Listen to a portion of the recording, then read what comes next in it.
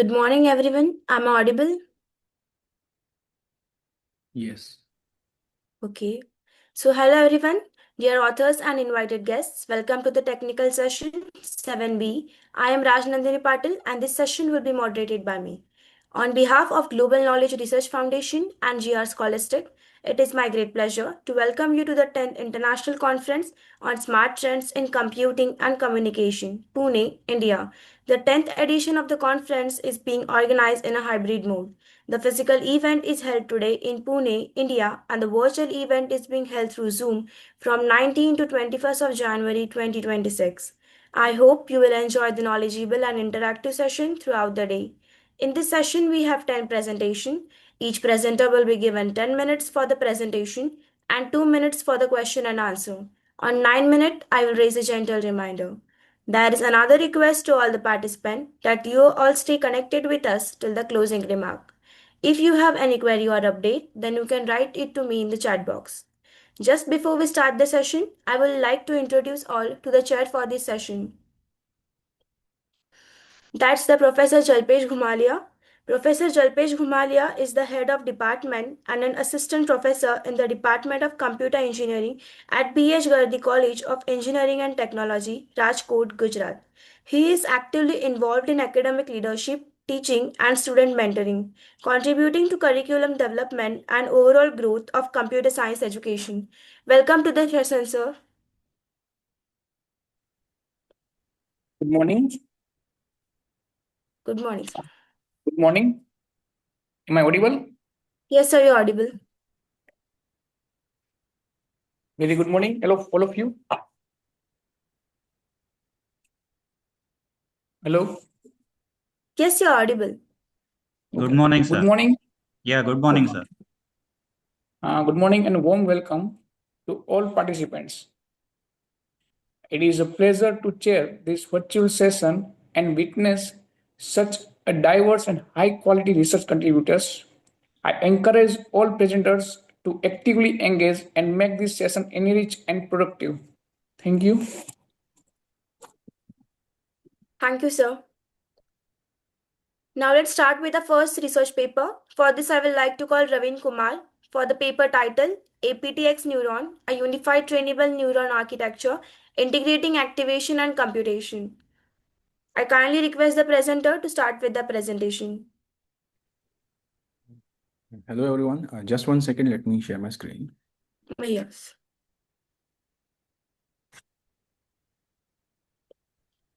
Okay. So, is my screen visible? Yes, it's visible. Yes. Okay. Hello everyone. Myself Ravin Kumar. I am presenting the paper APTX Neuron, a unified trainable neuron architecture integrating activation and computation. So, first of all, the question arises, what is a neuron? So basically, a neuron or a neural network is a universal approximation function. In mathematical terms, we can define it this way.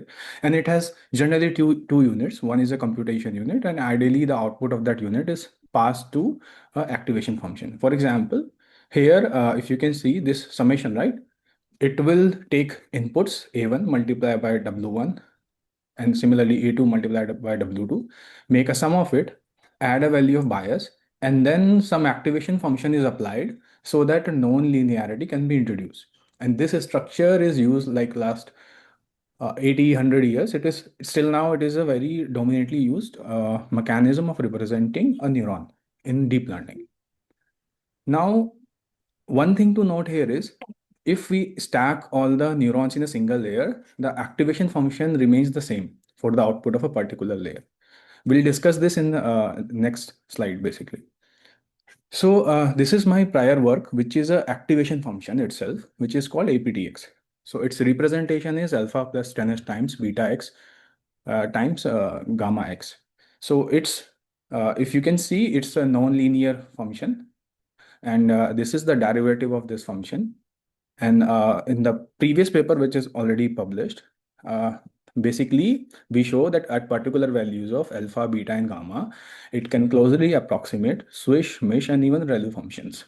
So for example, it can exactly recover swish at alpha equal to 1, beta equal to rho by 2, gamma equal to half. Similarly, for mesh, it can approximate both the positive and the negative part at alpha equal to 1, beta equal to 1 by 2, and gamma equal to half. Similarly, for the negative part, alpha equal to half, beta equal to 1, gamma equal to 1, gamma equal to 1 by 2, it will be able to get the negative part also. So for ReLU, which is basically a linear function after the value of 0, and before 0, it's 0. So at alpha equal to 1, gamma equal to half, and when beta tends to infinity, we are able to recover ReLU also. So what we have done is, because since this activation function, aptx activation, is differentiable and trainable in nature, like alpha, beta, and gamma, these values are trainable in nature, and it's a differentiable value also.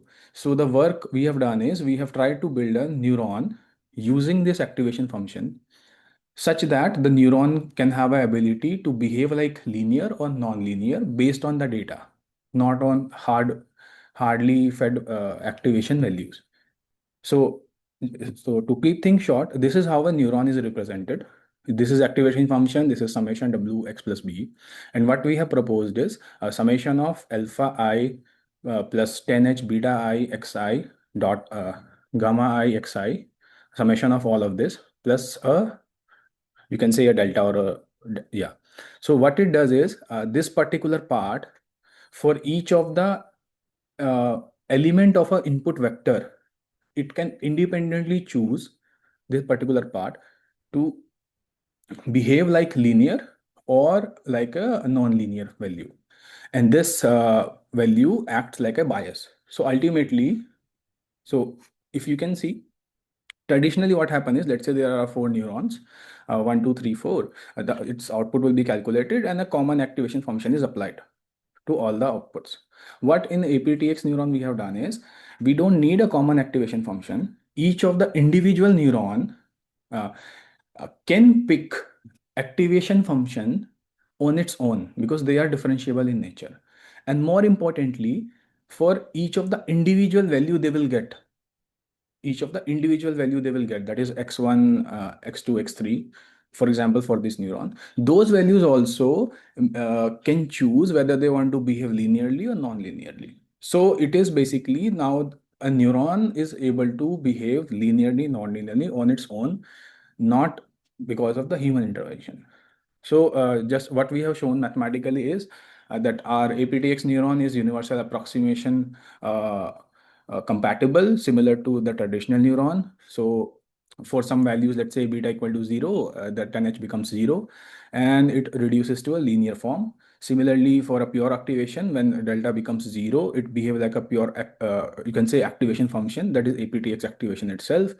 It can also mimic the behavior of identity function when alpha I is equal to gamma I, and beta equal to 0.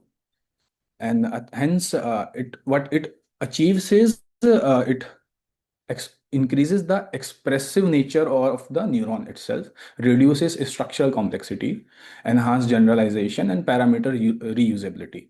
So basically, what we have also done is there are 3 modes. One is full sharing, that is alpha, beta, and gamma can be set to constant values. So the number of trainable parameter reduces. There is also a concept called partial sharing, where instead of making all of them to a single value, I can set all the alpha equal to alpha, which is trainable and shared.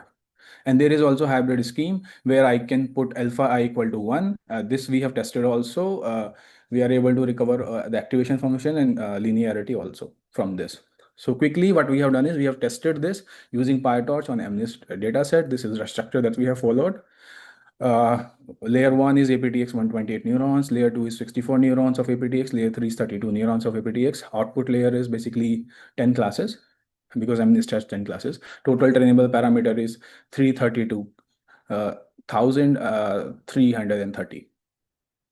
And this is like the optimizer was Adam, step LR was scheduler, cross entropy loss was used, 20 epochs.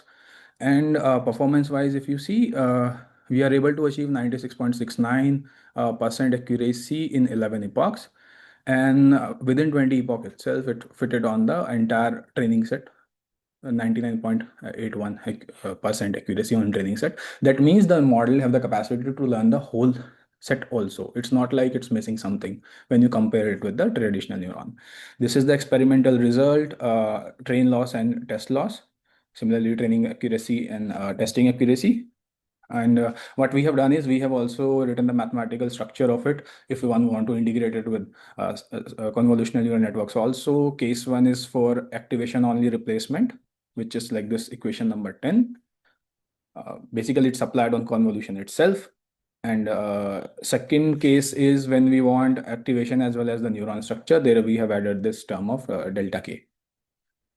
And similarly, for transformers have three-part query, key, and value. Here, what we can do is instead of multiplying these Q and X, we can pass it to a APTX layer, and it will take care of all the linearity and non-linearity structure for query, key, and value structure itself.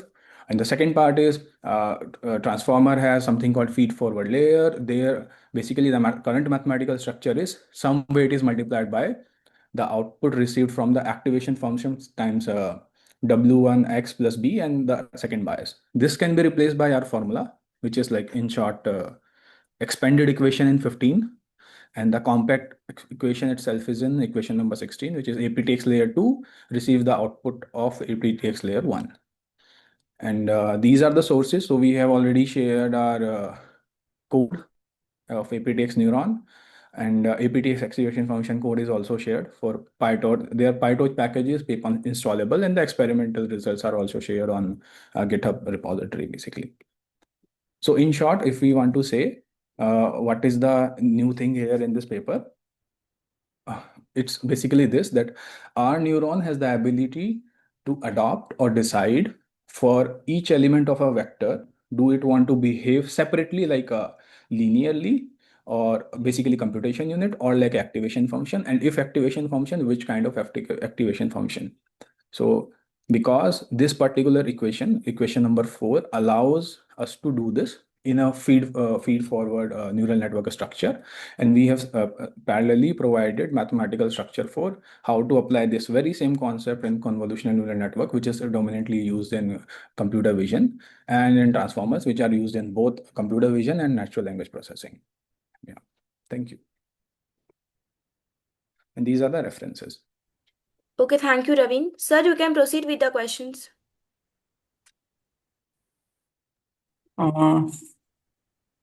Mr. Ravin, Yes. hello. Yes, sir. I truly appreciate your efforts in proposing a unified neuron design. Okay, that rethinks conventional architectures. Your explanation is very good. The work is innovative and open up meaningful directions for efficient and repeatable neuron models. Thank you. Thank you. Thank you, sir. Thank you. Okay, thank you, Ravin. Thank you.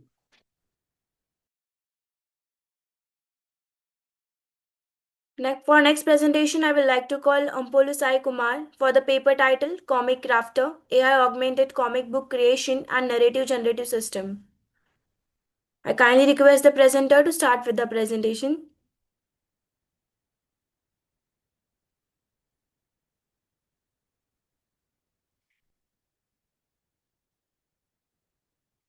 Ampolu, are you there? Yeah, ma'am, I am there. Okay, you can start your presentation.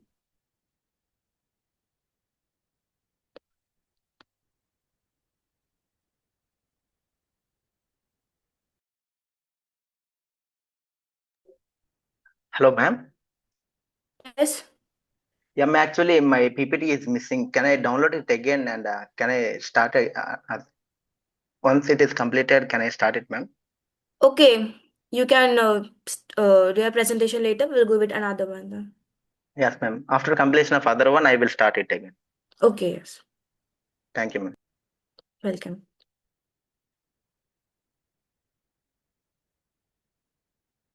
For next, I would like to call Naisargi Bhatt For the paper title, Ensemble Machine Learning Approaches for Enhanced Asteroid Hazard Prediction.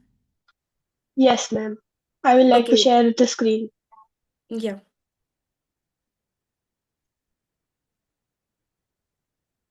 Naisar, you can proceed. Yeah, ma'am.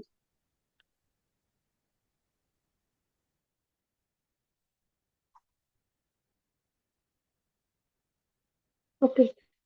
So our title is Sensible Machine Learning Approaches for Enhanced Asteroid Hazard Product. Is my screen visible? Yes, it's visible. Yes, visible, visible.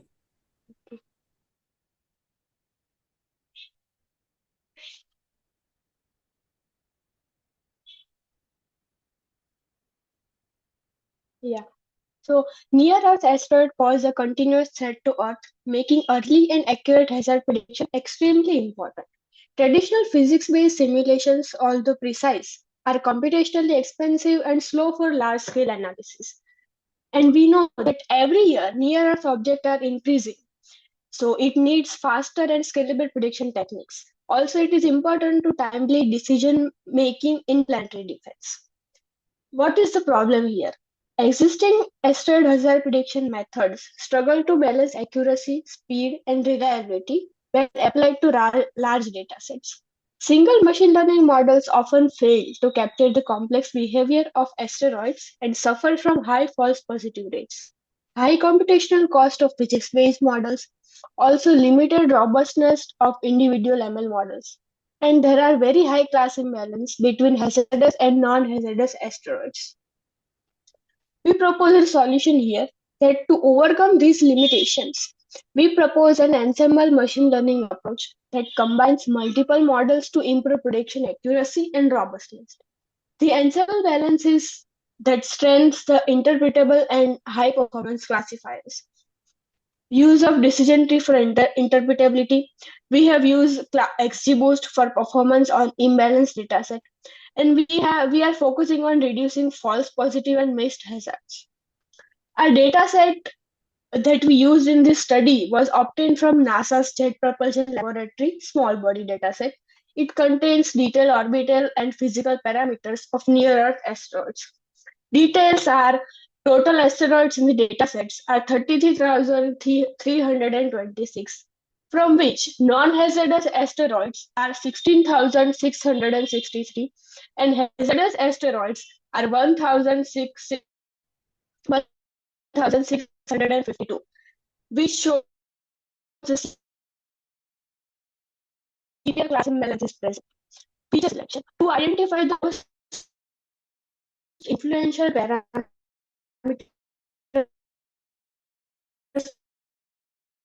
of hazard prediction, ANOVA based. This includes absolute magnitude, that is denoted orbital eccentricity E, perihelion distance Q, mean motion N, and Earth.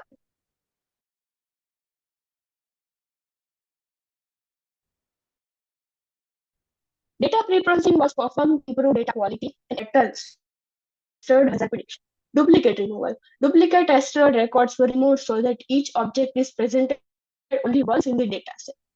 Missing values were either removed or inputted using statistical methods, depending on their importance. For feature scaling, features were scaled using appropriate techniques to maintain uniform contribution during model training. To handle class imbalance. Since hazardous asteroids form a minority class imbalance could bias the model predictions. Oversampling was selected to balance the dataset while preserving critical hazardous data. Oversampling of hazardous asteroids instances. Final balanced dataset was 16,663 data items for both the classes, which maintains original feature relationships. The proposed system uses a combination of decision tree and XGBoost classifiers to achieve both interpretability and high predictive performance. The workflow follows a structured data processing and training pipeline. Decision tree with clear decision rules, XGBoost with gradient boosting and regularization, and workflow-based architecture for training and evaluation. Due to the imbalanced nature of the dataset, accuracy alone is not a reliable metric. Therefore, multiple performance metrics were used with special emphasis on the F1 score. Precision to reduce false alarms, recall to identify hazardous asteroids, F1 score to balance the precision and recall, and then confusion metrics for detailed error analysis. The experimental result shows that XGBoost slightly outperforms the decision tree, especially in identifying hazardous asteroids. This demonstrates the effectiveness of ensemble-based approach. Our decision tree F1 score for hazardous asteroids is 0.94 and XGBoost F1 score is 0.95. It shows that XGBoost shows lower false positives. This study demonstrates that ensemble machine learning models can effectively replace computationally expensive physics-based simulations for asteroid hazard prediction. The approach enhances accuracy while remaining efficient and interpretable. Ensemble machine learning improves prediction performance and supports real-time planetary defense system, and also reduces false alarms and missed threats. Here are the references. Our data source is NASA JPL, small body dataset. Related work is from recent studies on asteroid hazard predictions, and physics-based impact modeling and planetary defense literature is cited in the paper. Thank you. Thank you, Naisargi. Sir, you can proceed with your questions. Yes. Nisarg, I really appreciate addressing Yes. an important scientific challenge using assemble learning techniques. Okay, you are doing a very research on this digging topic. The approach is rigorous and highlight how AI can aid in improving predictive confidence for critical space-related risk.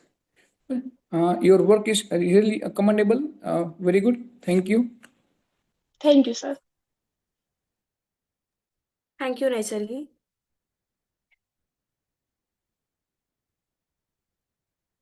For next presentation, I would like to call Kapil Goyal for the paper title Image to Story, a modular caption to narrative generator using vision language models.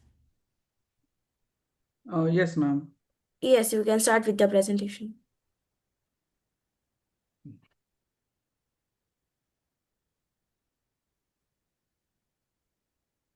Is my screen visible, ma'am? Yes, it's visible. Good morning, everyone. My name is Kapil Goyal, and I'll be presenting a paper on image to story, a modular caption to narrative generator using vision language model. And this is a collaborative effort with my co-authors Jaditya Singh, Krish Makhija, Uday Jain, and our mentor, Dr. Archana Bhise from NMIMS University in Mumbai. So, to give you a quick overview of what we'll be talking about, the core problem which we wanted to tackle is about the current AI, which looks at an image and describes it factually, but it often misses the human element, the emotion, the imagination, or the story behind the picture. So, what we proposed is our solution it is a lightweight two-staged pipeline which is designed to bridge the gap I mentioned above. So we didn't want to build a massive or a costly model. So we instead connected two powerful pre-trained models. And in the first stage, we used Blip to generate a high quality caption. And in the second stage, we used GPT-2 to expand its narrative. So the key outcome was a success because we achieved a composite score of 0.86, which tells us that our stories are relevant and coherent. So, talking about our motivation, the field of multimodal AI, which I have mentioned here, is incredibly good at visual understanding. But there's a big difference between simple description and storytelling. So that's the problem we wanted to solve. So we found that there was a gap in the existing research. So on one hand, we have these huge models that are amazing and expensive, but they are difficult to work with. So on the other hand, we also have simpler models, but they often don't produce engaging results. So this is where our main contribution comes in. We developed a lightweight and a modular pipeline, which requires zero retraining and accessible and is almost accessible to everyone. So we conducted a evaluation that confirms that a system can generate good stories. So yeah, of course, there are multiple works and approaches in this area. So there are large scale models like Flamingo, which are good, but their size makes them impractical for researchers and developers. And other model is Image Narrator, which is also doing great work, but often it focuses on complex tasks like single story, or it works on a sequence of images, not rather than a single image. So this is where our work differs. So our system is designed to run on small scale single images, and which doesn't require any expensive fine tuning. So it makes it practical. So talking about the methodology, so this diagram shows the overview of a two-stage pipeline. So it starts with a single input image.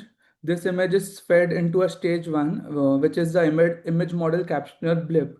So what does blip do? It analyzes the scene and produces a factual descriptive caption. For I have shown an example ahead. There will be there are three giraffes standing. So it generated a caption saying three giraffes standing together in a zoo.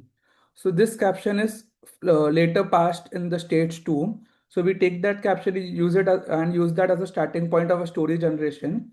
And GPT-2 takes the caption or the prompt and expands it into imaginative story. So the final output is simply saved as a text file. So this is what overall our methodology looks like. And talking about the model architecture, so for the visual understanding part, as I mentioned, we used Blip.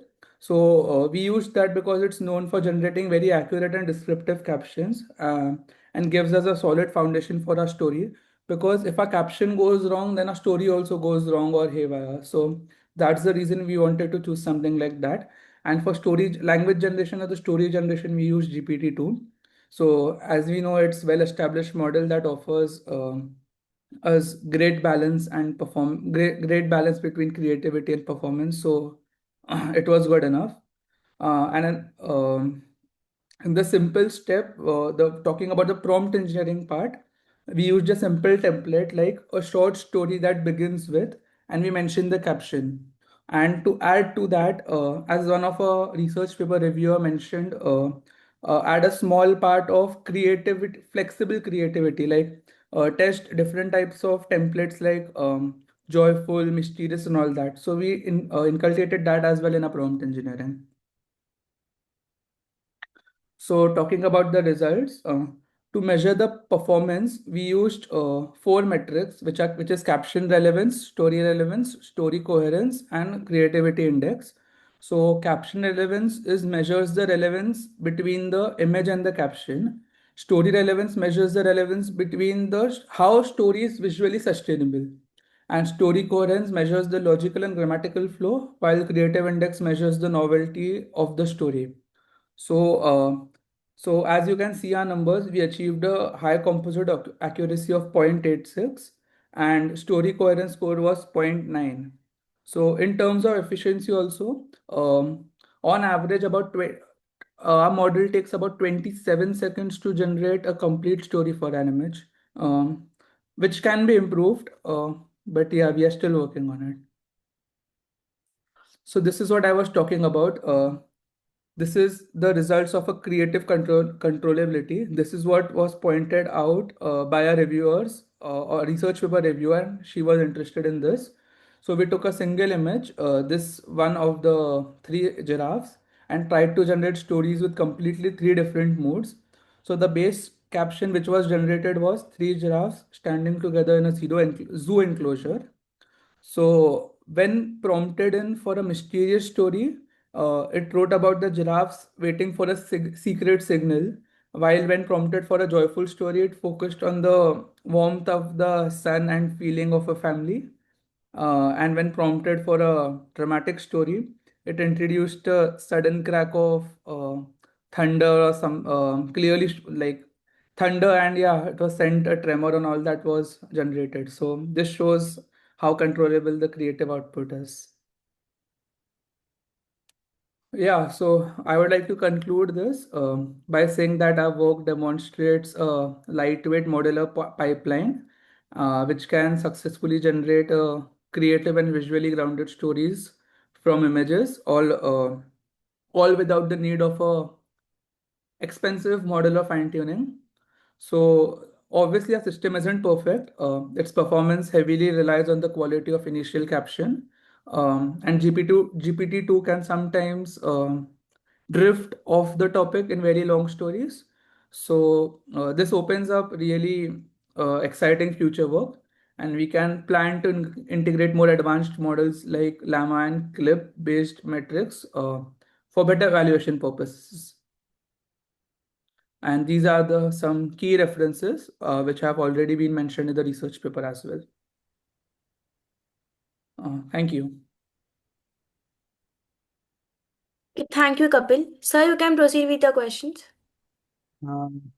Yes, Kapil, this is a well structured and insightful contribution, and I really appreciate the modular design adopted by all of you.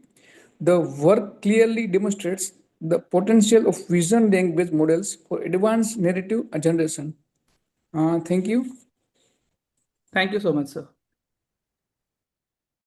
Thank you, Kapil. Ma'am, shall I start the presentation, ma'am?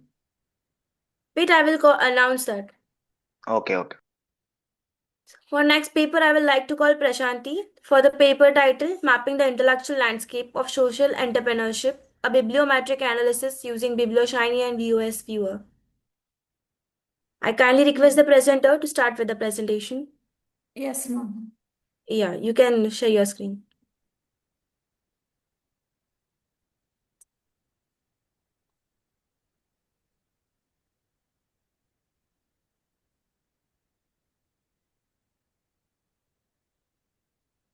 So, good morning to everyone. Like today, I'm here to present my research paper mapping the intellectual landscape of social entrepreneurship, which is a bibliometric analysis from 2015 to 2025. Here, my mentor, Dr. Saheja, ma'am, helped me and we worked on this research paper. And myself, I'm Prashanti, and my co-author, Anaga Mpillai, who worked with me with this research paper. So, in the introduction, social entrepreneurship lies at the intersection of business and also social value creation. Like, unlike the traditional businesses that mainly focus on the profit of social entrepreneurship and which aims to solve the social problems while remaining the financial stability.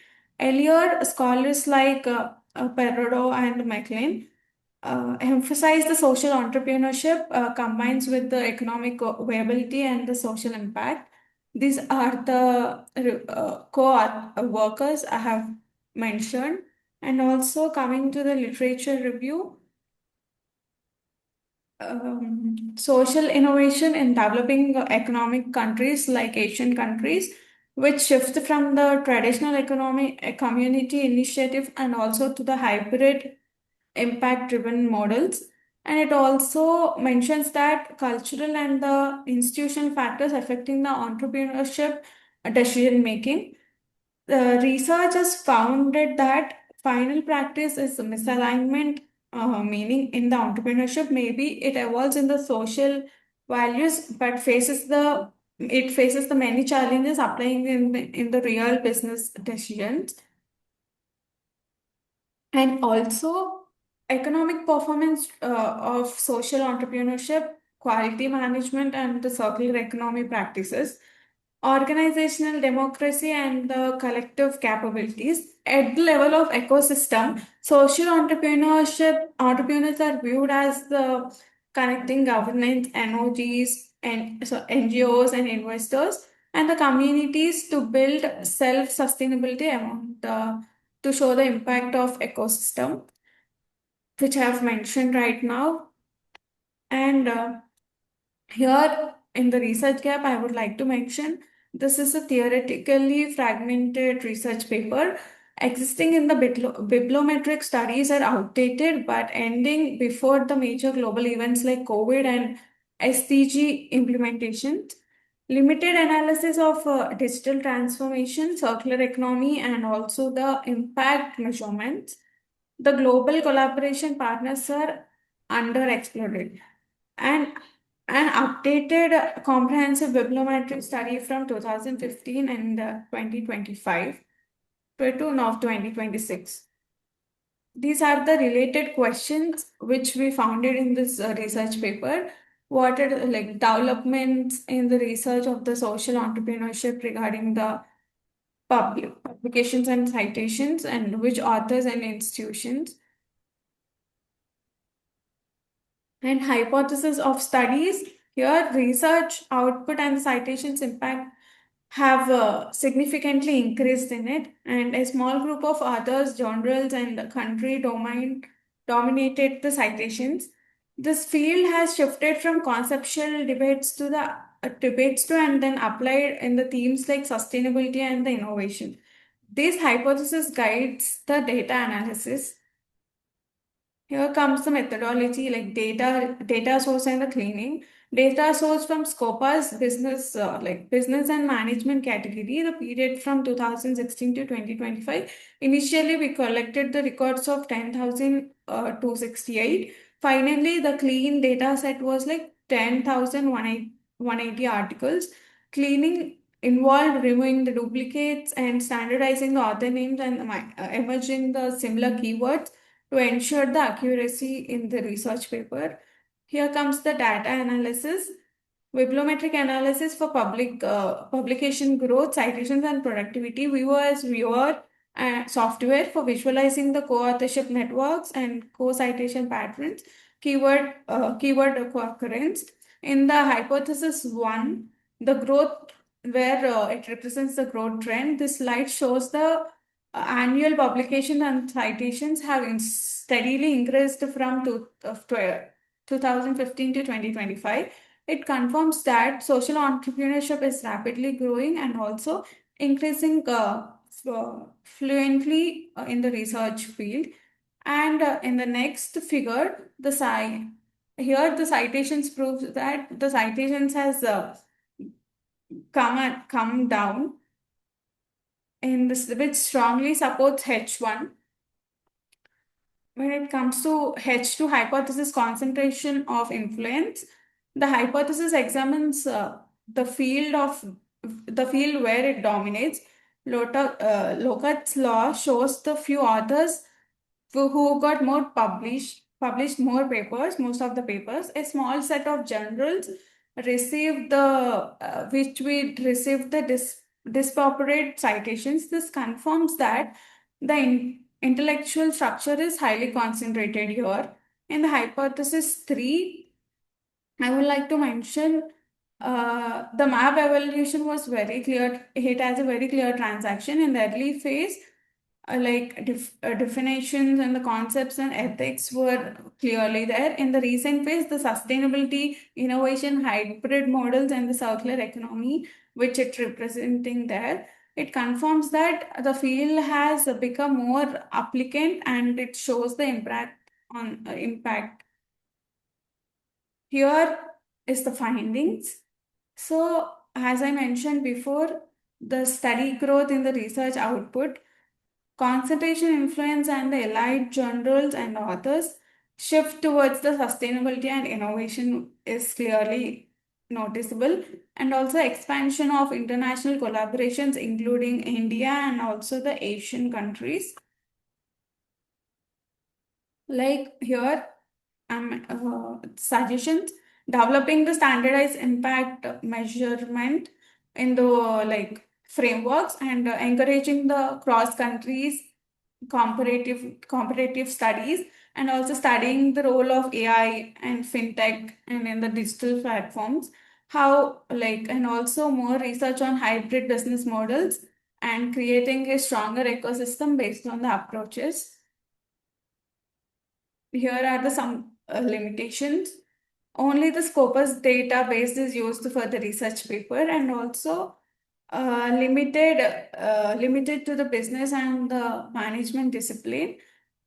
Bibliometric analysis lacks the quality depth, and the recent articles suffer from the citation lag.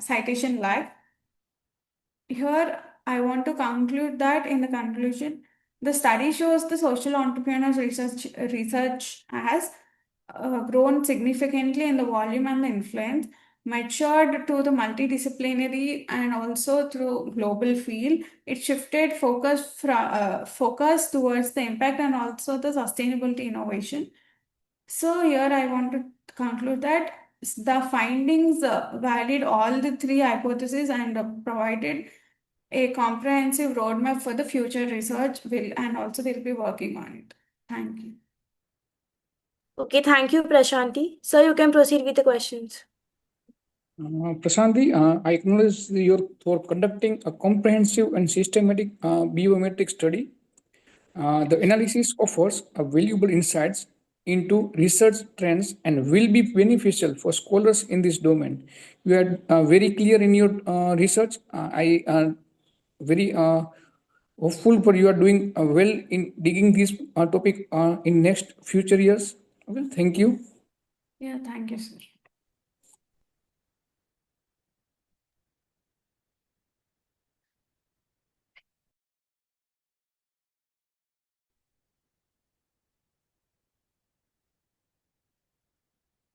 For next presentation, I would like to call Ampolu. Ampolu, are you ready? Yeah, ma'am. Yeah, you can start the presentation. Just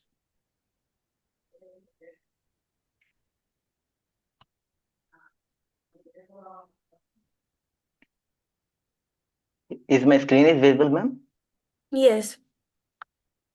Okay. Yeah, ma'am. Good morning, respected judges, professors, and my dear friends. Today we are here to present our project titled Comic Crafter.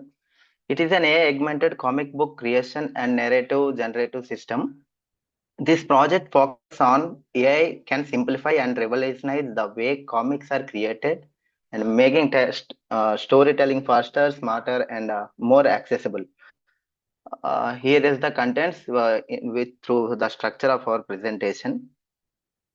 There are the main sections like abstract, literature survey, and these are the sections. So let us start the abstract. In today's world, visual storytelling has become very popular.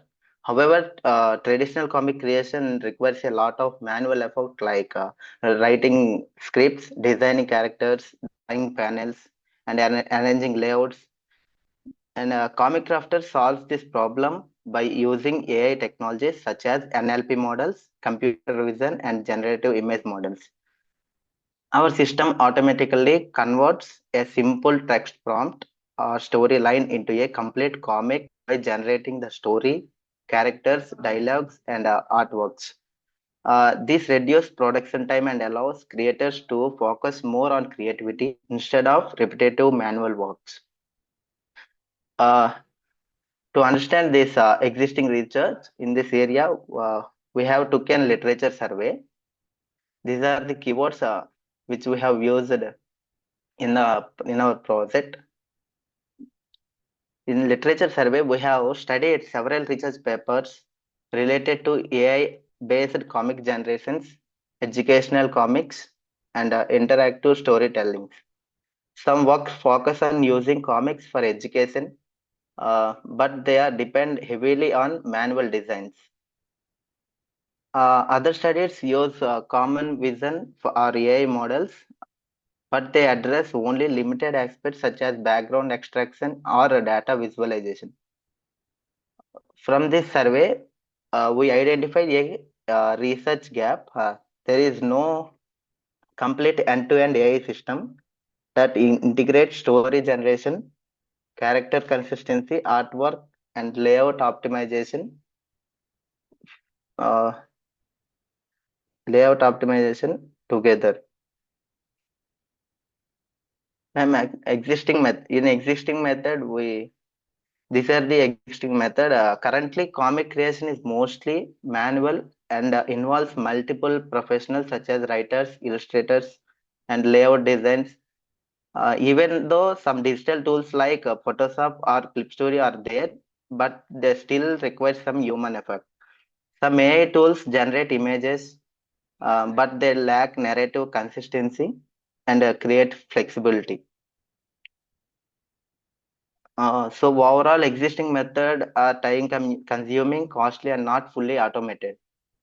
To overcome these limitations, we proposed an AI-based solution. Like our system Comic provides an end-to-end pipeline. It uses LLM to generate stories and dialogues. Diffusion-based models create high-quality illustrations. Like graph-based models handles the panel layout and sequencing. The system also includes feedback loops, allows users to refine both story and visuals. This and it is a balanced automation allowing user-driven creative refinement. This ensures a balance between the automation and creative control. Now I'd like to explain the actual work step by step. It is a workflow. First, the user provides an text prompt or story idea. Next, AI generates the narrative, including plot, characters, and dialogues. Then character designs and scene backgrounds are created using image generation models. Panel layout are arranged automatically to ensure smooth storytelling flow. Finally, we can refine the output before the exporting the complete comic. The entire process is summarized in the system architecture. Here is the system architecture.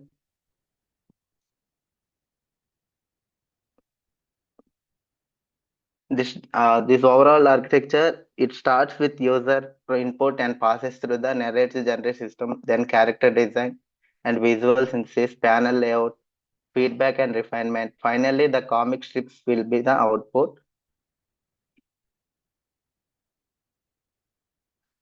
Here is we have used the technology stack. For front end, we have used React.js, backend Python, that Flash Fast API. For NLP models, we use GPT-based LLM for narrative and dialogue generation. Image models, we have used Stable Diffusion model for artwork generation.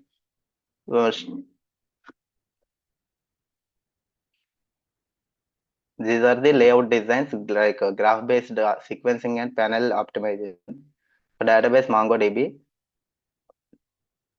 these are the tools which we have used in our complete project.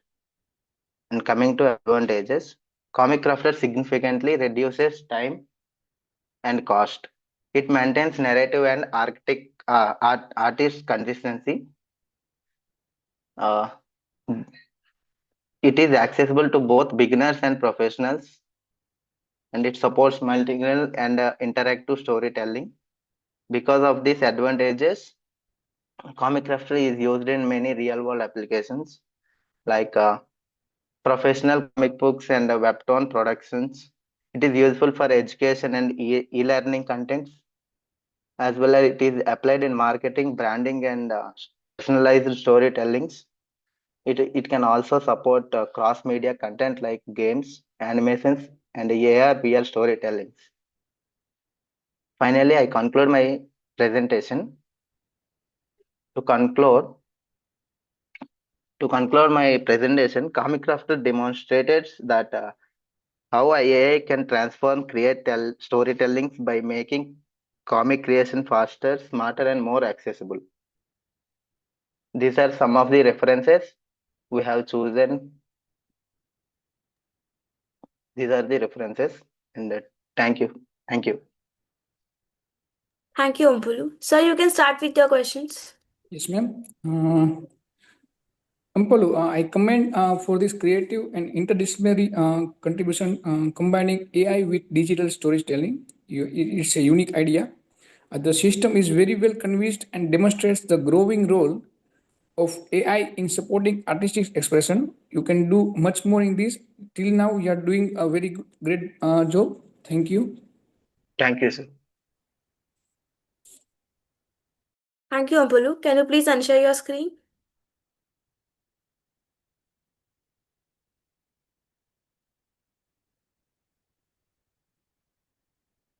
For next presentation, I would like to call Sakha Cynthia for the paper titled Mediscan, ML-powered smart medicine verifier with age and usage check.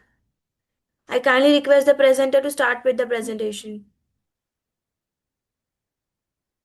Are you there, Sakha? Yes, ma'am. Yeah, you can start with the presentation. Okay.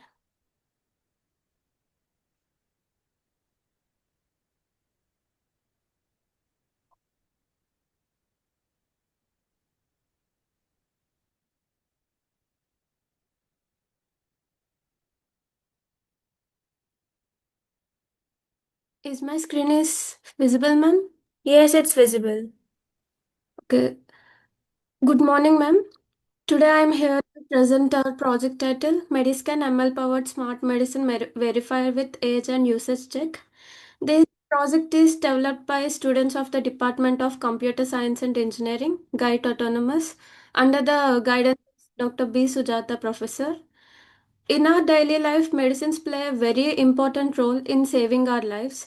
But at the same time, wrong use of medicines can be very dangerous. Many people take wrong medicine, wrong dosage, expired tablets, medicine not suitable for their age. So, our aim is to build a system that helps people verify medicines before consuming them. These are my contents, and abstract is medication safety is a major concern in today's healthcare system. This problem is more serious for elderly people, visually impaired users, and rural populations. To solve this problem, we propose an intelligent system called Mediscan. Medicine uses OCR technology to read text from medicine strips and machine learning models to verify medicine information, rule based dosage engine to suggest safe dosage, expiry validation module to block expired medicines. The system provides output in visual from on screen and also audio form using text to speak. This makes the system user friendly and accessible to everyone. And the problem statement is even though medicines are widely available, people still face serious problems such as difficulty in identifying the correct medicine, confusion due to similar medicine names, lack of age based dosage knowledge, no pharmacist available in rural areas. In emergency situations, people need fast and accurate medicine verification, which current systems do not provide. Hence, there is a strong requirement for an automated medicine verification system. Existing methods are currently two major approaches are used. First one is smart packaging and IoT. Some pharmaceutical companies use sensors and RFID tags to monitor medicine conditions. So it was very expensive and also used in only in supply chain and also not accessible to common users.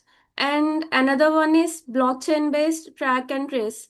Blockchain systems are used to identify counterfeit medicines, but it will only focus on authenticity and no dosage recommendation and also no expiry validation for patients. So existing systems do not support end user medicine safety. Here is my proposed method. To overcome these limitations, we propose Mediscan. Our system focus on three main safety checks: medicine verification, age-based dosage recommendation, expiry date validation. And the core components are OCR module. It will read text from medicine blister, pack and extract medicine name, expiry date, batch number, and strength. And also super learner ensemble ML model. It will combines multiple machine learning models, improves prediction accuracy, confirms medicine identity and age suitability.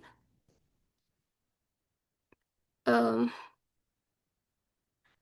this is the implementation workflow. The workflow starts with user input. The user places the medicine strip or tablet cover under a scanner or camera. The OCR system captures the image and extracts the medicine name and batch number and the expiry date and dosage strength. After the extraction, pre-processing is done. This includes removing OCR errors and correcting misread characters and cleaning unwanted symbols, converting data into structured format. And verification engine. Now the main verification process begins. Machine learning verification. Cross-checks medicine details, predicts age group suitability, flags mismatched medicines. Dosage engine applies rule-based dosage standards and uses regression analysis, compares dosage with pharmacological limits. And expiry date validation compares expiry date with today's date, prevents use of expired medicines. Decision and output. After verification, the system generates final results.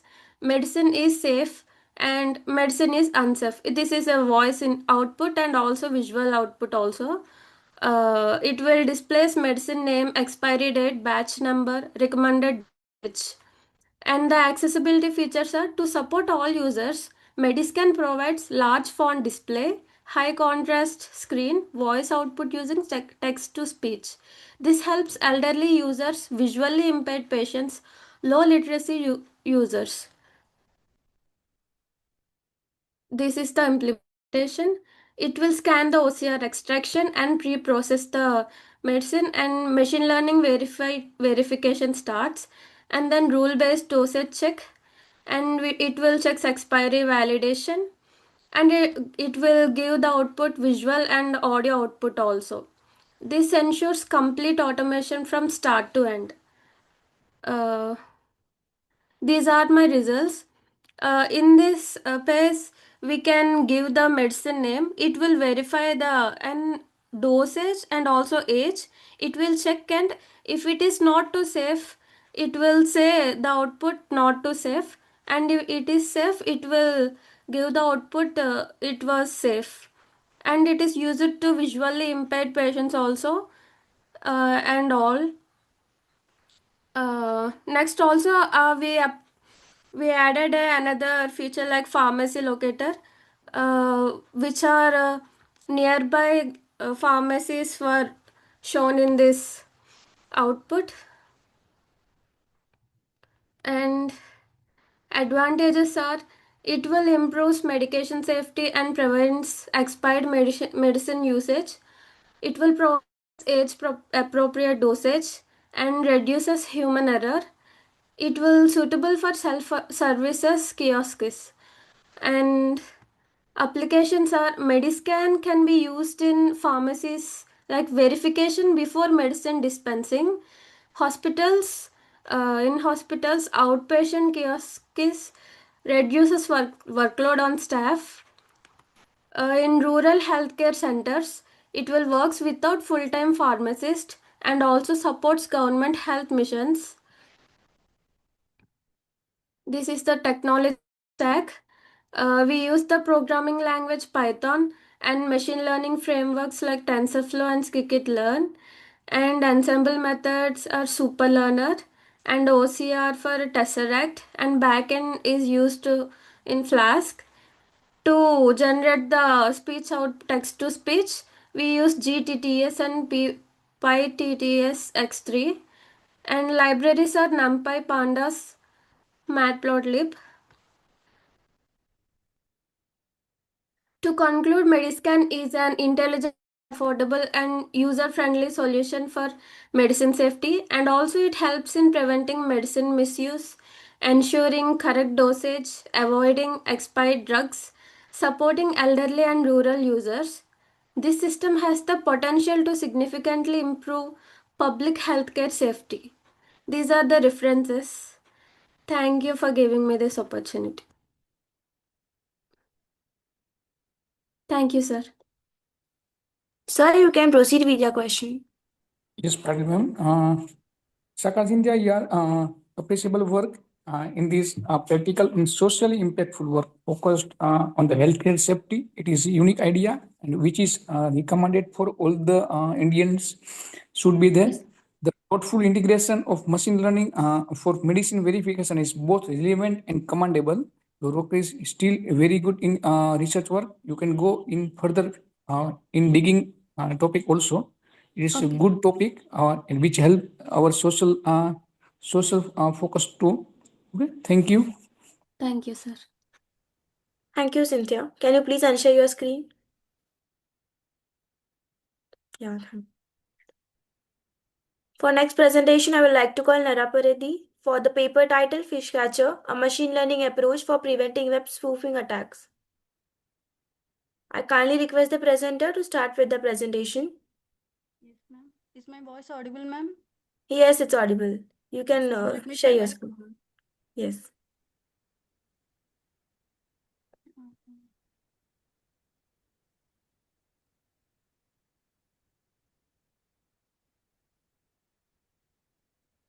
Is my screen visible, ma'am? Yes, it's visible.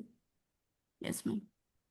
So, good morning, esteemed faculty present here. My name is Lahari, and it's my pleasure to present my work at this conference. I will be introducing a research-based paper and presentation titled Fish Catcher Client-Side Defense Against Web Spoofing Attacks Using Machine Learning.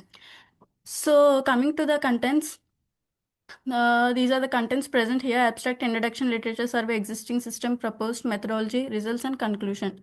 So now getting into the problem statement, in the current digital era, web spoofing and phishing attacks have become one of the most serious cybersecurity threats, causing financial loss, compromising sensitive information, user information. Traditional security mechanisms often fail to detect newly evolving phishing techniques in real time. So this motivated us to explore a smarter and more adaptive solution using the machine learning.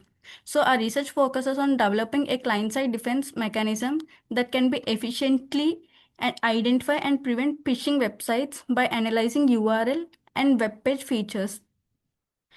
So coming to the abstraction, through this presentation, I will explain the problem statement, existing methodologies and all. Now, before I explain this, so I would like to introduce what is phishing and web spoofing. Like phishing and web spoofing are rapidly increasing. So India ranks third compared to the other countries, whereas UK and US ranked 1 and 2 respectively. So these have become very serious threats to online security. These attackers try to trick users into revealing their sensitive information such as like passwords, bank details, personal data by creating some fake websites that look genuine and legitimate. So coming to the introduction, to overcome this problem, our research proposes Fishcatcher. The and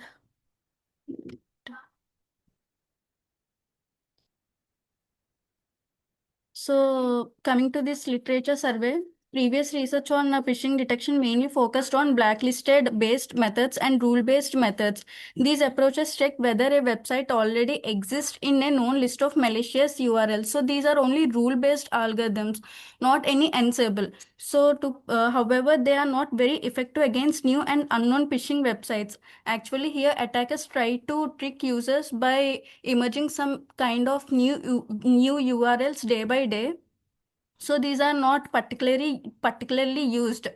So later researchers started using the machine learning techniques to improve detection accuracy. Many studies used URL based features such as length of the URL, presence of the special characters, use of IP address, and domain age. Some works also included web page content features like HTML structures, scripts, and visual similarity. So this is about the literature survey, and I would like to present some of the important references. And coming to this existing methodology, existing phishing detection system mainly rely on the blacklisted and heuristic based approaches. In blacklisted based methods, a website is checked against a database of the known URLs only, not any particular new URL. If the URL is present in the list, it is blocked. Otherwise, it is considered safe. Some systems also use rule-based techniques where the predefined rules are applied, such as checking suspicious URL patterns, use of IP address instead of domain names, presence of special characters. Presence of special characters. Later, machine learning models were introduced where features are extracted from the URL and web page content and classifiers are trained to distinguish between legitimate and phishing URLs. Most of these systems work on the server side, where data is sent to remote servers for analysis and decision making. So there are some limitations. However, these existing systems have several limitations, like firstly, blacklisted systems cannot detect new or unknown phishing websites, making them ineffective against zero-day attacks. Second, rule-based approaches are rigid and cannot adapt to evolving phishing techniques. Third, server-side detection causes delay in response and time and raises privacy concerns since user data is transmitted to external servers. And finally, many systems require high computational resources, continuous updates, which reduces their practicality for real-time protection. This and next, getting into the proposed system. So coming to our proposed methodology, we introduce Fishcatcher, a client-side phishing detection system based on machine learning only. So the main idea is to detect phishing websites directly on user system in real time without even sending to the server side.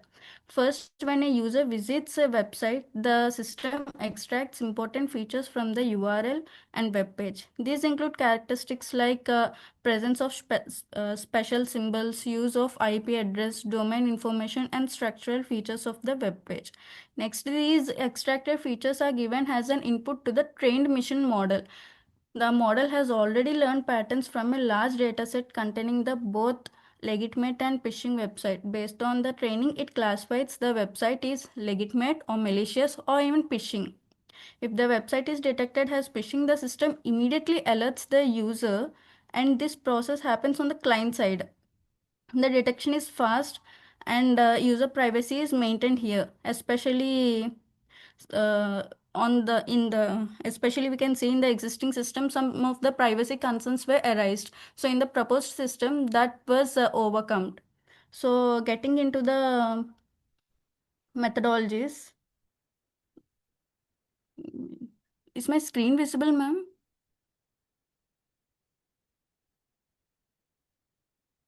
Hello? Yes, it's visible. Okay, ma'am. Now getting into the methodologies. So we have used a support vector classifier, random forest, XGBoost, SVC classifier.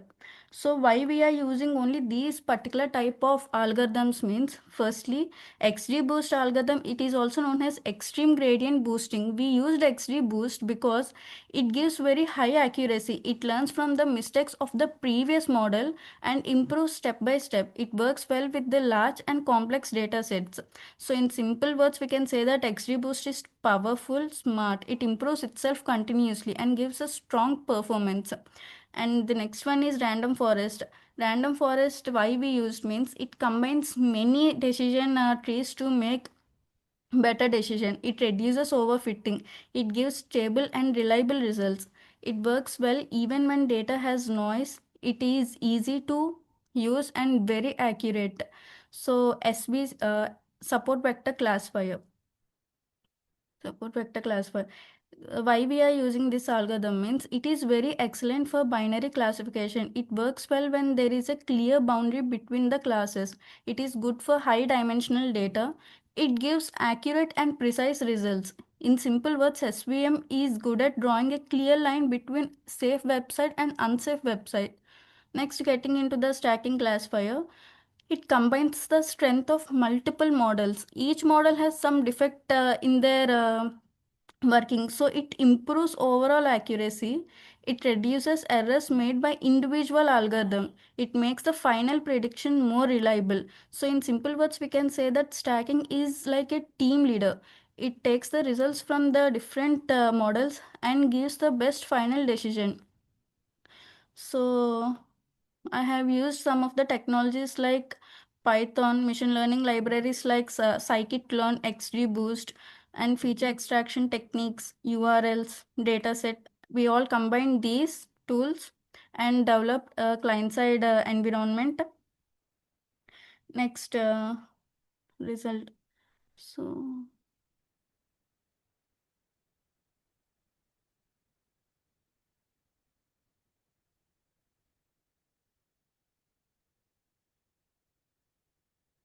So after testing different machine learning models, we observed that a proposed system gives very high accuracy in detecting phishing websites among all the algorithms.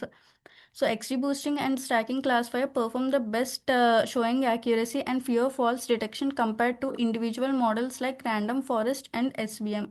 So these results clearly show that a system can correctly identify both phishing and legitimate websites.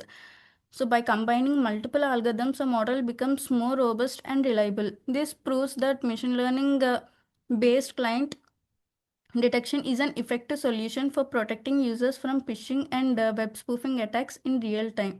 So I would like to go with conclusion and future scope. In conclusion, I would like to say that our project Fishcatcher successfully demonstrated that machine learning can be effectively used to detect phishing and web spoofing attacks in real time. By implementing a client-side detection system, we achieve faster response, better privacy protection, and higher accuracy compared to traditional blacklist and rule-based methods. The use of advanced algorithms like XGBoost, Random Forest, SPM, and Stacking Classifier help us build a strong and reliable model. Our results show that the proposed system is efficient, robust, and suitable for real-world applications to protect users from modern phishing threats. So the future scope is that it can be extended in several ways. Like first, the system can be developed as a full-featured browser extension that can be easily installed by the users. Second, we can include deep learning techniques to further improve detection, accuracy, and handle more complex phishing patterns. Third time, the system can be expanded to support mobile browsers and applications. So that's it. Thank you. Thank you, Lahari. Sir, you can proceed with the questions. Yes, ma'am. Ms. Nara Paredi, your our work is appreciated for presenting a timely and effectively solution to web spoofing threats, which is really threats in internet community. The work demonstrates strong applicability and relevance in today's cybersecurity landscape. His work is very highly efficient for our commuter community, IT field. So you can doing a very appreciable work. Thank you. Thank you so much, sir. Can you please unshare your screen? Okay, ma'am.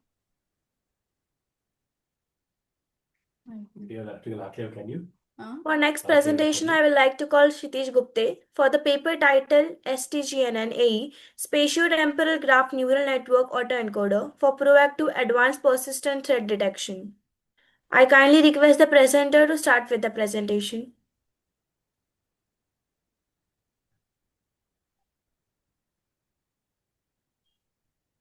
So, are you there?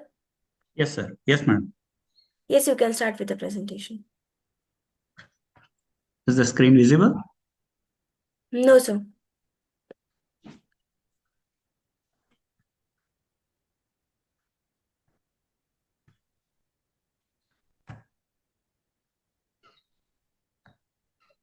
Now is it visible? Yes, it's visible.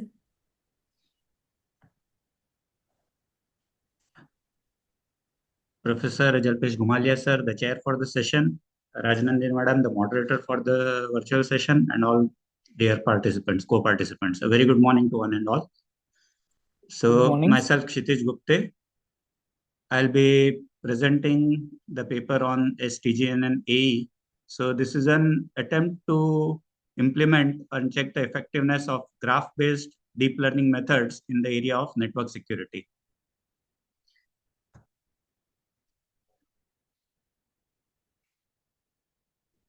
So STGNN-AE is a hybrid predictive analytics framework designed to elevate APT detection capabilities. So it has got two main distinguishing features. First is it integrates heterogeneous feature engineering, fusing the various features like temporal dynamics, behavior telemetry, and graph-based network topology into a unified input. And the two main parts of this framework include a GNN transformer encoder for feature learning and an autoencoder for anomaly detection. So first of all, since we are implementing it for identifying the advanced persistent threats, bit on APTs.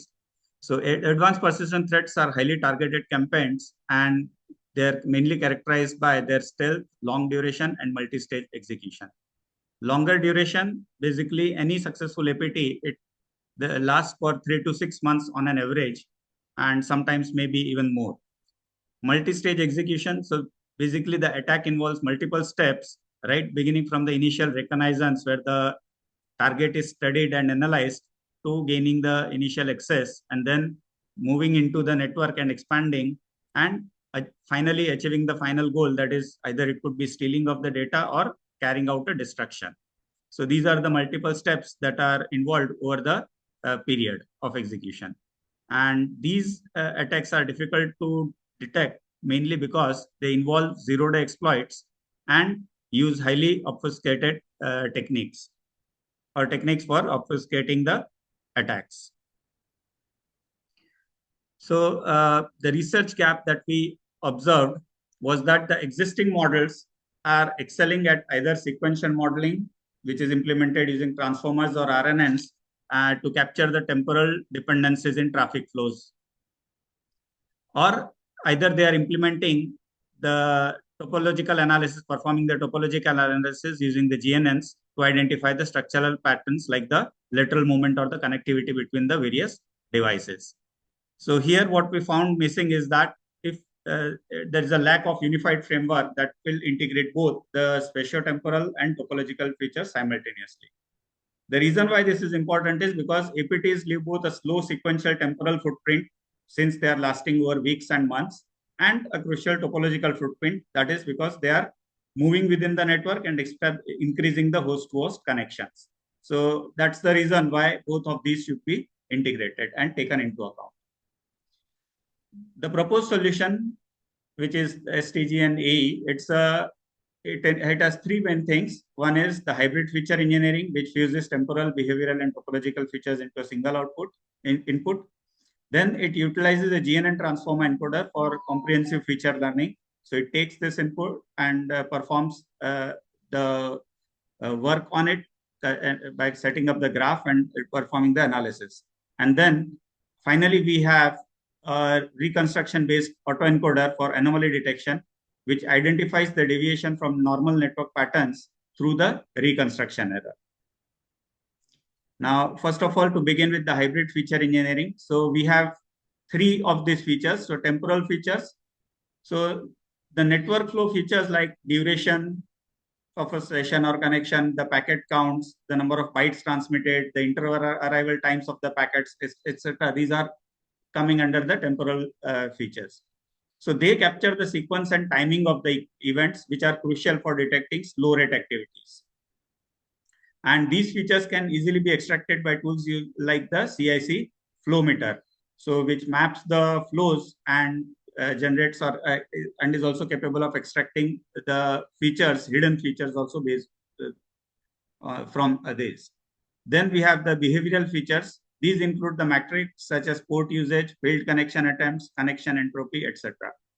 So basically the aggregated statistics of these are computed over a sliding time window, which could be 5 minutes, 7 minutes, and so on, to see or establish the relation between the attacks. And finally, we have the topological features. So the network is modeled as a dynamic graph where hosts are nodes and traffic flows are weighted edges. The additional features of a temporal flow could be the attributes of the edges, and graph attention network is applied to this graph to generate node embeddings, which enable the detection of lateral movement, which is often missed by traditional features. So lateral movement is one of the critical steps in an APT attack and is often missed or we are not able to detect. So it focuses on that. So the final unified input vector for a given host at any given time t would be the concatenation of these three features. So this X input is what is given to the encoder. So if you look at the overview of the architecture, it combines a GNN transformer encoder with an autoencoder for reconstruction-based anomaly detection. The sequential X input vector is fed into the encoder, which identifies long-range dependencies to map the kill chain progression over time. So as we have said, the APTs are multi-stage. So at various steps, whatever is happening, the actions are happening, we have to identify those as well as establish the relationship between them. So that is achieved using this. The output of this encoder is compressed and the latent representation is given to the autoencoder, right? So we call it as the state Z. The autoencoder reconstruction. So this latent vector Z is passed to the autoencoder consisting of a decoder network, which attempts to reconstruct the original input vector X hat from this. The logic for the anomaly detection is that the anomaly score for detection is the reconstruction error, or the loss function we call it as, which is taken as the square of the difference between the original input and the reconstructed input. The model is trained on the benign data to establish a threshold T. And the way the comparison or inference is derived is when any new input is checked. So we find the reconstruction error, and if it exceeds the threshold, then we flag it as an anomaly, and which could be indicative of an APT or an unknown attack. The data sets that we have tested this framework on are the CI/CIDS 2017 and the CI/CIDS 2018. These are the flow-based data sets which cover the common and challenging minority attacks. So basically, these two data sets are not containing the exact APT attacks, but some of the attacks which are the attacks that are covered by these data sets, the initial steps are a part of an APT attack. So these data sets are definitely useful for that purpose. And then we have a DARPA transparent computing DARPA TC dataset, which contains host audit logs from realistic APT simulations. So this is one of the data sets which has the actual APT type attack data. The framework was trained and the data sets and evaluated using appropriate splits, that is 70% training and 30% testing. And scenario-based training testing for DARPA TC has been involved. So if we look at the comparative results, we have used the F1 score to rate our comparison with the other models that are there, that which we have studied. So the same data sets are used by these different in these different papers and these different models, and this is the comparison. So the GTCNG, it offers a slightly better performance, but our framework STGNN-A is giving on both the data sets performance which is better than most others. That is acceptable. Also, when we talk about the multi-class classification, so we have various attacks, different attacks that are there as a part of both these data sets. So the performance in checking it is equally good, and particularly this infiltration class. So these are the minority class. Very few data are available, but even for them, the result is a very good 95%. So I think based on this, we can say that the model is giving a good performance in detecting the flow-based or data attacks which are there on the flow-based data. Then the DARPA TC performance, we find the detection rate to be 98.7%, which is very good. And the false alarm rate was also 0.05% only.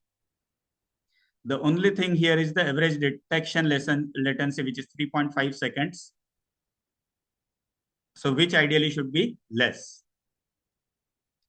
So to conclude the presentation, by successfully fusing three different distinct feature modalities, the framework demonstrated a superior ability to identify multi-stage intrusion patterns, and also the high performance against the critical infiltration class, which was a minority, confirms the model's potential for proactive defense against the APTs. Future work. So as we have said that graph-based deep learning is one of the rapidly developing research domains in the area of network security, but still some things need to be explored. So for future scope, what we suggest is develop an explainable AI layer to map the attention scores back to specific network flows and check it. Then optimization for zero trust integration. So basically APT detection will involve environments in which there are zero trust architectures are there, and which require continuous verification and low latency anomaly scoring. So here some optimizations are possible, and also real-time performance. So as we have said, the average latency on DARPA TC, which we found to be 3.2 seconds, ideally it should be less than 1 second, or it should be in few milliseconds to enable or give a real-time performance. So Basically, the next scope is to investigate techniques like pruning or something like that to ensure that the performance is maintained even under uh, environments which have great constraints in the high-speed network environments. So thank you. That's it. Thank you, sir. Sir, you can proceed with your questions. Yes, Mr. Sthitish, I commend your technically strong and innovative use of spatio-temporal graph neural network. This work makes a valuable contribution to proactive and intelligent detection. For you, special remarks from my side. You have a deep understanding of your work. It is very good in this your concerned topic. Thank you. Thank you, sir. Thank you, sir. For the next presentation, I would like to call Vignesh Kumar for the paper title Secure Browse, a modular browser extension for unified web thread protection. I kindly request the presenter to start with the presentation. Am I audible, ma'am? Yes, you're audible. You can start your presentation.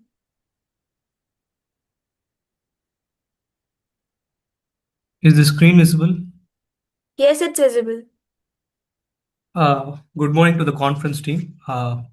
My project is about Secure Browse, a modular browser extension for unified web threat detection. We are basically doing a web extension which can be enabled and can be used in the Chrome browser or any browser which you are using. Myself, Vignesh, is going to present the conference. Introduction. In today's world, there is a rapid growth of internet usage has increased cybersecurity threats. Websites are vulnerable to malware, data leaks, and insecure configuration, which can be easily accessible to the attackers. Many users lack technical knowledge to evaluate web security. Existing security tools are not user friendly and not highly secured. So we are working on the data set with which is real time, and the browser-based security solutions provide instant analysis. Chrome extensions enable lightweight and accessible security scanning. This project introduces a web security scanner Chrome extension, which we will be using the HTTPS, and all the policies will be scanned, everything will be done.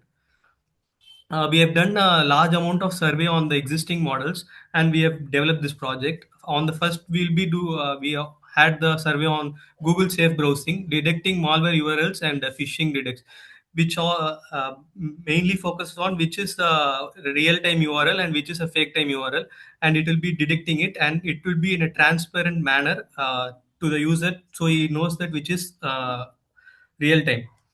Virus total. We will be using this viral totals to aggregate the result more than 70% antivirus is present or not. If it performs URL, domain, IP, and file-based malware scanning. A site check. This actually is done in the cloud-based website malware scanner. Detects injected scripts, deframes, and blacklisted status. Identifies outdated CMS components. In this, we'll be using the SSL Labs, performs deep SSL TLS certificate analysis. It ranges from A plus to F. A plus ranges the security is above 90. F ranges its security is 30 to 40 or below that, which gives a score. Basically, you could be knowing the website's security policy, and if it is not up to the level, you could be improving it.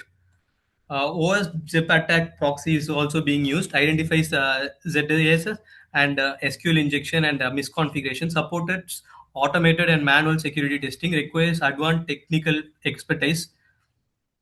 Bubsuit is being used, which is basically used as a cybersecurity tool for vulnerability scanning and interruption proxy, detects authentication and session vulnerability. Norton's Safe Web is also being used in this, and McAfee Web Advisor is being used. Which these all are the security tools we'll be using and making sure that the website is safe or not, and it be giving a perfect report to generate to the user. Cloudflare will be also used for the firewalls, and no one from the requires URL manifest testing, and uses infrastructure level evaluation. This is the overall system architecture. be seeing that system scan engine. We'll be giving the URL to the website and we'll be testing it. It first input validation module, then it will be analyzing the report and modeling. Security scan will be fully done. It has already stores of data and which also divides the malware domain database, where it can be dividing it into malware data domain means an adult content database. It will be giving a detailed report on how it works and what are the issues present in the website. The proposed website security scanner is designed as a modular Chrome extension architecture that integrates browser level monitoring, client side analysis, and interactive reporting. The system consists of three coordinated layers, which are user interface, background service, and in page analysis components. The key architecture components are user interface layer, content analysis layer. The mainnet does this user interface pop-up module, and content analysis does the content script. It checks the script on the website. At the background, we'll be doing on background processing layer, service worker performs continuous monitoring of network request, captures HTTP response header, maintains security database, and handles a cross-component communication. It also does the security evaluation engine and reporting and storage module. In this, we'll be using the user interface module. A module description provides an integrated graphical interface for users to initiate security scans, display the currently active website URL, allows users to select different security checks based on their checkbox, based on their interest. Traffic will be analyzed whether it is very strong and the strong is the traffic in the place, and through this we can be knowing whether it is a DDoS attack or DOS attack. Malware detection module extracts the domain name from the active website URL, compares the domain against the pretended malware block list. HTTP, it will be checking whether the HTTPS is present or not, and it will be verifying it. Security header analyze module inspect HTTP response, detects presence of essential security, content security policy, X frame options, X content type options, and HSTS. It all will be it will be checking on it. Network monitoring, it will also be on the whether the network is real time or not, and it checks the user in network also and the server network. Header caching module is used for the HTTP response header during network request. Risk severity classification module, it warns the user that the website is not safe for browsing, or it will be mentioning the risk if he browses through it, whether it is safe or not, and what are the informations could be retrieved from the hacker. Progress management module calculates scan completion percentage drastically, updates progress bar based on completed checks, displays real-time scanning status message.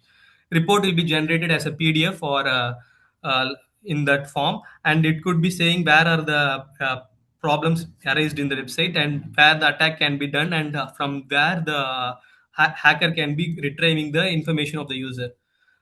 Data storage, this stores the data full through the documentation and keeps for the future references. The model is actually ready. We have done the full model and we have done the checks. Web security analyzer was developed and tested, and here you can see this has lot of features like phishing, malware, HTTPS, headers, cookies, mixed content, traffic pricing. You could be enabling the feature on you can be checkboxing it, ticking it, and you can be doing the scan on your wish, whichever you want. Here we have done for everything, and it gives like a report like this, in which you could be saying that in this for the website we have selected, malware detection is successful, HTTPS is not present, security header is successfully there, cookies detection is critical, so you need to be analyzing on it. Traffic is 12 requests at that moment, and mixed content, there is no adultery content in that. And you can be seeing this that the report is that overall the website's security is B, so it is a little needs to be improved. Security, at the security it is very worse, it ranks D, so it needs to be improved. And privacy, it is very good, 100 is given and A is given.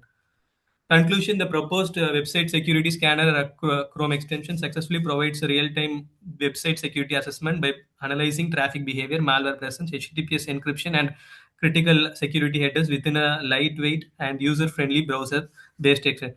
The modular architecture and automated PDF reporting mechanism makes the system scalable and practical for future enhancement, including AI-driven threat detection. Thank you. Thank you, Vignesh. Sir, you can proceed with the questions. Yes, ma'am. Mr. Vignesh, your work is appreciable for developing a user-centric and modular security solution. As we know, browser in day-to-day life we use browser, maybe it Brave, Chrome, or Mozilla. But you find good, unique research on this.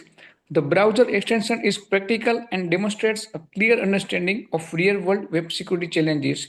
You are doing a great digging work on this. Your research is truly very deepful. Thank you. Thank you, sir. Thank you, Vignesh. Thank you. Now let's proceed with the last presentation. For this, I would like to call Ernst Jane for the paper title Zero FL Shield, a unified zero trust and trigger agnostic defense against dynamic backdoors in federated cybersecurity system. I kindly request the presenter to start with the presentation. Thank you, Arjun. I hope my screen is visible. Yeah, it's visible. So, very good morning to the panelists, Dilpesh ji, and the participants here. Today, I, Ansh Jain, a student of MTech Cybersecurity, Defense Institute of Advanced Technology, DRDO Pune. Here with a presentation with the title Zero FL Shield, a unified zero trust and trigger agnostic defense against dynamic backdoors in federated cybersecurity systems. And this is, I was guided by my mentor, Dr. Manisha Jinene. So let's deep dive into this. Before getting into the proposal, I'll start with a quick introduction. So what exactly is federated learning? The concept is what we know, the traditional approach is that we bring data to the code. But here it's the opposite. It's that we bring code to the data. So traditional AI requires data to be sent to a central server, which poses a privacy risk. And it has been implemented all over the world in hospitals, banks, or defense units. And why do we use it? Preserve data privacy, low latency, and it's ideal for IDS. Now, what is backdoor? So ideally, the model should classify correctly, but a backdoor is a secret tool. That is, the input contains a specific trigger, so it's classified as safe. What exactly the normal behavior is that as an input, we have malware traffic and output it should be blocked. But with the backdoor behavior, we have input wherein malware and a trigger is there, which allows it to get inside and output is allowed. Now, why is federated learning vulnerable? The blind server problem. Since the server cannot see the raw data, it cannot verify if the update is malicious or just unique. So, while having a deep comprehensive study, understood from the two papers we have, that is at average and Scrum, the already executed techniques, they tell us that the impact is that even if only 10% of clients are malicious, they can achieve 60% ASR, that is attack success rate. While the defenses like Scrum, it fails against the dynamic triggers and detect only 40 to 50% of attacks. We'll come to dynamic triggers in the next slide. So what my proposal introduces is zero trust. What exactly it is? That traditionally, once we are authenticated, you are trusted. That all applications currently do. But with zero trust, we never trust and always verify. So every client update is treated as a potential threat here, and continuous verification of behavior and structure. The direction and weights will come into play when I start my proposal here. So let's come to the problem statement, the dynamic threat. Why I'm using dynamic so much is that the traditional attack uses a static trigger. That is, that if it will attack if pixel X is white. So it's a simple traditional trigger that backdoors use, but modern attacks are evolving and are dynamic. So you all must have heard of the Claude AI attack that the hackers used to do a AI espionage attack. So that was also a kind of a dynamic attack. But here we're talking about dynamic backdoors. So in this, the trigger changes every few rounds. That is, like example, for round 1 to 20, it's attack pattern A, while for that other 21 to 40, we have attack pattern B. Let's understand the little survey here. So we have papers, comprehensive study of papers, which tells us that let's only see to the contribution and the gaps. Firstly, that there's a paper which tells backdoors leave a spectral signature. So for that, we have provided an LSA module in our proposal, that is layer-wise spectral analysis, a technique that looks at the spectrum, which is basically the eigenvalues or singular values of the weight matrices in our neural network. But then the gap here is designed for centralized AI, difficult to apply in decentralized non-IID settings. And for the second paper by Mr. Zhang, threat model is that it shows attacker target sparse parameters to make backdoor durable. For this, we have came up to another thing, that is DC sparse. And for the third one, we have ZT application, that is it applies zero trust to IDS, but rather simple thresholding. But the gap here is that vulnerable to dynamic triggers.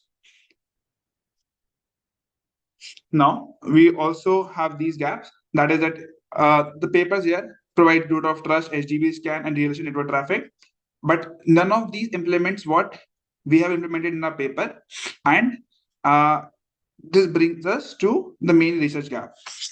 So our deep study tells us to these 3 points, that there is no defense for dynamic shift, that is existing tools are there, but if the attacker switches from attack A to attack B, the defense resets or fail. There is lack of zero trust. And thirdly, we have sparse data issues. That is, for cybersecurity data, network loss is sparse. Lots of issues are there. Standard math, cosine similarity doesn't work well here. To fill these gaps, we came up with Zero FL Shield. The objectives are to create a server-side defense that verifies every update, regardless of past behavior, handle dynamic triggers to detect the attacks based on behavior, that is direction, and structure weights, not just specific patterns. Theoretical and practical validation to prove mathematically that the attack will fail, and validate it only on real cybersecurity datasets. For this, we have used CIC IDS and Entrozoo. So the proposed work. So the concept is that it's a simple, that's an analogy which I'm using. A strict teacher, that is the server, who is getting the homework, that is the updates. So here the input, that's the client update, goes to the check direction, DC sparse, one of my module. Then check structure, LSA, another module. In the first check in DC sparse, it is checking that is it moving with the group or not. And the third module, that is LSA, it is checking that if it is hiding a trigger or not. Then comes the reputation, that is ZTRD, using zero trust. A DK, trust if bad, and then final model, aggregation. We aggregate it to get the output. These are the modules, DC sparse, LSA, and ZTRD. DC sparse checks for the direction, that is directional consistency. Sparse, it checks if the update direction aligns with the majority. LSA, it checks inside the model layers for hidden triggers using spectral analysis, that is layer-wise structural analysis. And ZTRD, zero trust reputation decay. It flat trust score drops exponentially to 0.90 to the power T. Now, you all must be thinking that why I'm using 0.9. It's simply that we empirically tested values between 0.5 and 0.99, but we found that 0.9 provides the optimal balance between sensitivity and forgiveness. And a stricter decay like 0.5, if we take 0.5, isolated honest lines too fast in non-IID settings. Coming to the experimental setup, we are using datasets like CIC IDS 2018 and Entrozoo, I told you earlier. A network of 100 clients total and 10 malicious attackers. The attack, dynamic backdoor, trigger changes every 20 rounds. And for comparison, we have tested it against Fed average, Crumb, and Flame, the already existing defenses. We came up with the results. So we have what this graph shows are the results, the attack surface rate. The red line shows that without defense, the attack works 60% of the time. The green line is with zero FLC, the attack success drops to 15%. It's not zero yet, since we are still working on it, and we had certain hardware constraints. So theoretically, we could get it to zero and have a 96% of success rate. But for the practical version, what we have implemented in now, it drops to 15% ASR, that attack surface rate. And the utility accuracy we have here, that Fed average, ASR has 60%. That is really bad. Crumb is 45% because it does not have any defenses against the non-traditional backdoors. while zero FL sheet is triumphs in both of them and gives us an attack surface rate of 15% with a normal accuracy of 93.4%. That is huge. So the takeaway is that we reduce the attack by 45% while only losing 4% accuracy. And if we get the proper hardware, we can get it to the 96%. That will be a really good result for us. Let's get to the limitations here. That on a server assumption, we assume the central server itself is not hacked. False positives, sometimes 4% of the time, honest clients are flagged as suspicious because their data is unique, that is sparse or non-IID. And oscillations, the result fluctuates zigzag because the attacker keeps changing tactics. Phase 2 will smooth this out. So you guys might be thinking that what IID is. I forgot to tell you about this. So simply that it is independent and identically distributed. So here why are we taking non-IID? Because in ideal machine learning, every client data looks roughly the same. Like we'll be having pictures of both cats and dogs simply. But with non-IID data, it's the independent and identical, non-independent and identical distributed data, which the actual scenarios have. Like let's say hospital A has malware type A, while the other one hospital sees another type B malware. So it makes it hard to distinguish an attack from just unusual but benign local data. And hence, zero FL shield handles it specifically. For future work, we have adaptive decay.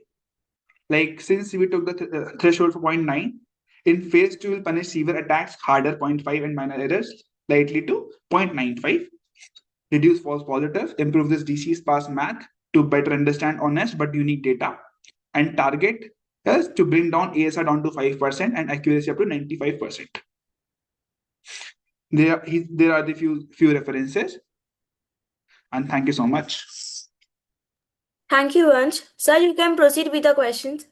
Yes, ma'am.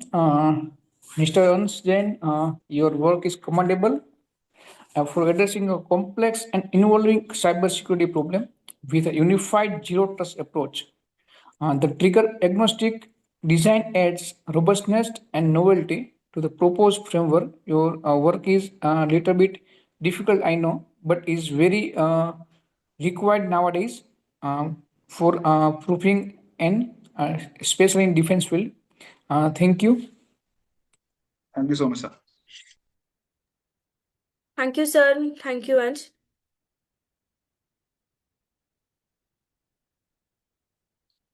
So now I sincerely thank our authors for their excellent presentation and contribution in this session, and all our participants for being a part of this international conference. I hope this session was informative enough. We, on behalf of whole team, thank you for the support during this 10th version and all the previous 9th version of the conference. We will be happy to have you in 11th version in 2027. All the presenter will be getting their digital certificate through email within the 2 working days. The publication will be live within 7 to 8 months. Kindly cooperate with the team of SMARTCOM. I also thank our session chair, Professor Jalpesh Gumalia, for chairing this session. Thank you, ma'am.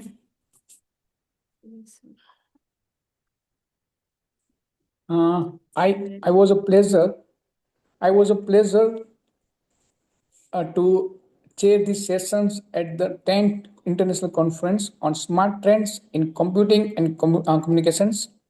The paper presentations reflected high quality research, innovative thinking, and strong technical depth. I appreciate the presenters for their clarity, dedication, and valuable contributions to the academic community. I wish all presenters continue success in their future research endeavors, and especially, ma'am, for you, conducting calmly and energetic flow throughout is very commendable. Thank you. Thank you, sir, for your honorable words.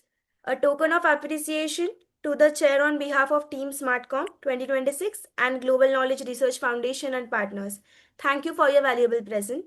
Now I kindly request all the participants to switch on the camera for a quick snapshot.